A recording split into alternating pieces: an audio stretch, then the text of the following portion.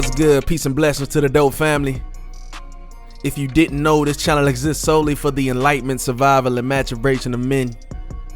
Now, before we get into the knowledge, get into the game, be sure to go ahead and hit that subscribe and that like button and also the bell icon so you can stay up on the latest.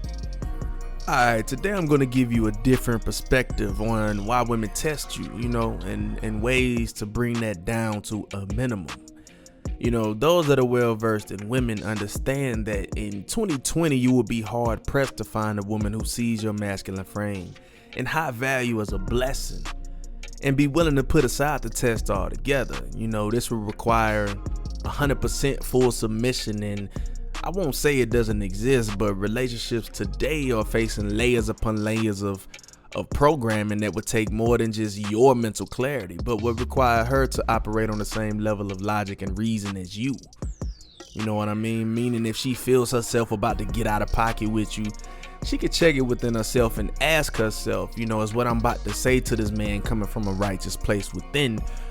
Or, am I about to disrespect this man, which is disrespecting us?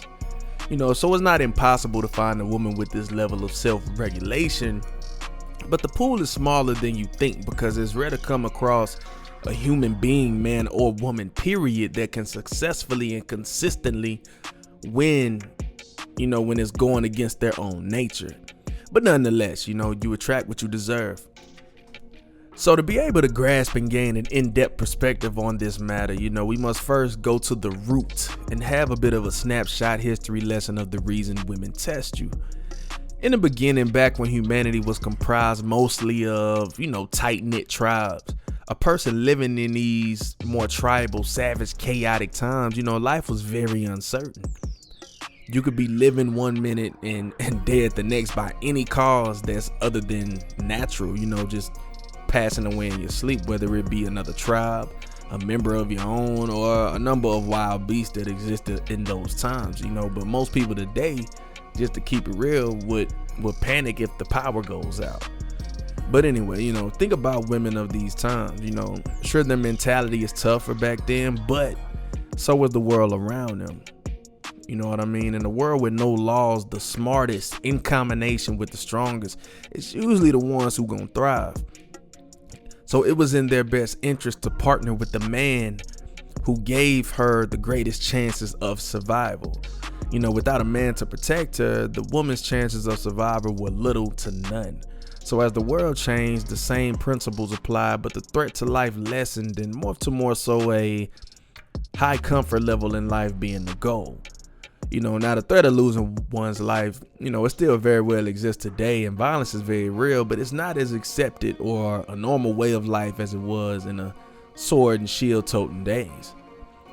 Gang violence and war is probably the closest examples we have to the ancient way of asserting your dominance through violence. So women still seek out that same archetype man who will protect, provide, and procreate with her, but it just looks a lot different in 2020. Now fast forward to present day, we've came up with terms and phrases such as alpha man, the red pill, and masculine frame, just to attempt to articulate what it means to be a thorough man. Compared to back then, when just being a man was a way of life. Now men struggle to find ways to express their masculinity without the risk of offending anyone. The need to conquer still exists within some of us, but that energy just gets focused towards a project, spreadsheet, a sport, or just something else. Which ultimately causes the majority of men to suppress that part of ourselves, only revealing and showing it when we feel it's absolutely necessary to bring out. So with that dynamic at play, this gives the opportunity for naturally weaker men, or beta males as we call them, to pose and impersonate as an alpha or naturally masculine man. And this is where a woman's selection process gets tricky for them. Because every man puts on a confident bravado when talking to girls, but very few men are actually as confident and high quality as they put on. Some of them are not even half as confident as they put on. So keep in mind, to take it back a little bit, testing back then was more of testing your skill set to survive, whether that's hunting, going to war, protecting the family or whatever. She might have said something slick like, your boys must be something serious with a bow. Seems like he has the most deer every time y'all go hunting. See, this doesn't directly says he's better than you, but it implies it, So if you react to it negatively, she can deny it and say that's not what she meant. So it's basically plausible deniability, So the beta reaction to this would be, girl, you tripping. You don't know what you're talking about. Why you always complaining? So pretty much just spewing out emotion, versus the alpha response would be to respond with indifference to her comment or slight humor like, yeah, he is pretty good, but you and the kids eat good every night, which speaks volumes to my skills. Wouldn't you agree? That comment puts her in a position to respond and also agree, unless she wants to look ungrateful. Now, a more petty response, for my petty brothers who just can't resist jabbing back. You could say, I was actually thinking about slowing down and catching less because you put on a few. That's for my more advanced players. You can't jab back if you're not ready to stand on what you're saying, because she will recognize that this is not who you are to the core. So she's going to play that victim role, and before you know it, you're going to be apologizing for a situation she created. But anyways, women have had to test men throughout the years, to be sure they're in good hands. Now, fellas, let's take time to step into that state of mind for a second. Take a Ferrari, for example. What if you went to the dealer and they were having a giveaway? They lined up 4 Ferraris, but only one was authentic and the rest were internally, like the engine and the transmission. They were internally cars like Corollas or Accords or whatever, but they had the shell of a Ferrari on the outside, so you really couldn't tell the difference. Now, by looking at the vehicles, you couldn't tell the difference. So the only way to tell is by actually test driving every vehicle and putting this against what a real Ferrari to be, right? The real Ferrari being the alpha man in this scenario ties in today's dating scene as well. Men and women have mastered the art of deception and the art of appearing to be high quality, high value, which baits the best of us who aren't in tune or well versed on how to spot a real from a fake, like diamonds versus cubic zirconias. Now, there are thousands of variations of these tests they will deploy daily, but the key is to respond to these tests properly. Just knowing if you're being tested or not is only half the battle. So some of these tests, I'm not going to sit up here and name 1,000, but I go through a few just to give you a few examples. The first one being the do you care test. This is where she wants to gauge how much you care for her. There's the are you really that confident test. This is where she wants to see if your confidence is just a facade or is it real. Then there's the I'm the boss test, where she makes demands to see how far she can take it before you cut that off. Like, can she tell you to hold her purse? Can she disrespect you in public? Or can she go as far as to tell you to let her move in with you because she's tired of paying her own bills? You know what I'm saying? You'll be surprised how many men give into this. Then there's the man up test, where she says you don't open up enough or talk to her enough to see if you will allow her to manipulate your emotions. A woman likes to know her man is okay, but she doesn't care about the details, because there's no way for a man to give a detailed description of what he's going through in life without sounding like he's complaining. That just is what it is. Then there's the it was a joke test, where she'll disguise disrespect as humor or a joke that you took wrong. Now, in my experience, when a situation goes left, the person joking usually means the joke, but they don't expect your reaction to be anything other than laughter, because they expect you to take it as a joke and not feel slighted or disrespected by it. So they pretty much just say it was just a joke and try to frame you as hypersensitive. But, those are just a few examples of what many of us see on a day-to-day basis, so testing for survival is no longer needed on the scale it was back then.